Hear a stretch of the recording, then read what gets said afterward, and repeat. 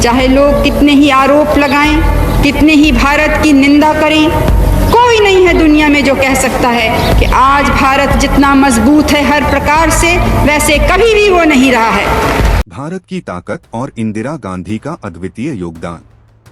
Video की शुरुआत करते हैं एक महत्वपूर्ण विचार से। चाहे भारत पर कितने भी आरोप लगाए जाएं, चाहे भारत की कितनी भी आलोचना की जाए, कोई इस बात से इनकार नहीं कर सकता कि आज भारत जितना मजबूत है पहले कभी नहीं था।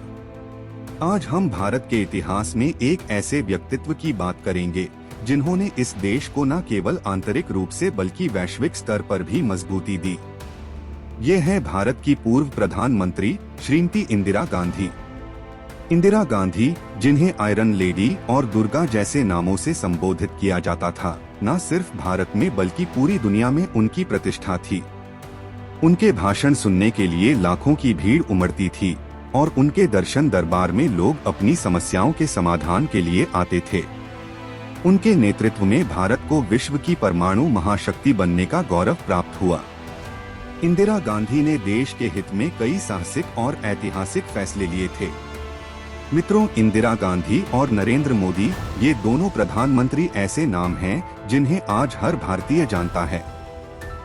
लेकिन सोचने वाली बात यह है कि इंदिरा गांधी के समय में सोशल मीडिया जैसी कोई सुविधा नहीं थी, फिर भी उनके नाम का डंका हर जगह बजता था।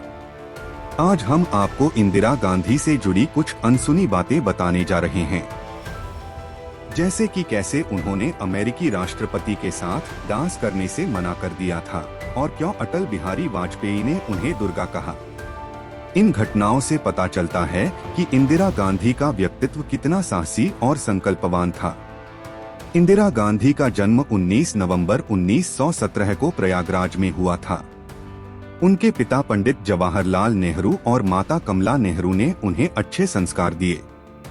इंदिरा ने विदेश में पढ़ाई की और भारत लौटकर स्वतंत्रता संग्राम में सक्रिय रूप से हिस्सा लिया।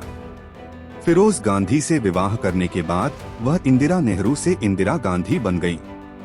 1955 में इंदिरा ने राजनीति में कदम रखा। उनके पिता के निधन के बाद 1966 में लाल बहादुर शास्त्री की मृत्यु के बाद इंदिरा गांधी ने प्रधानमंत्री पद का चुनाव लड़ा और देश की पहली महिला प्रधानमंत्री बनी। उनके नेतृत्व में भारत ने वैश्विक मंच पर अपनी उपस्थिति दर्ज कराई। इंदिरा गांधी ने देश के सुरक्षा हितों को ध्यान में रखते हुए 1974 में पोखरण में भारत का पहला सफल परमाणु परीक्षण कराया।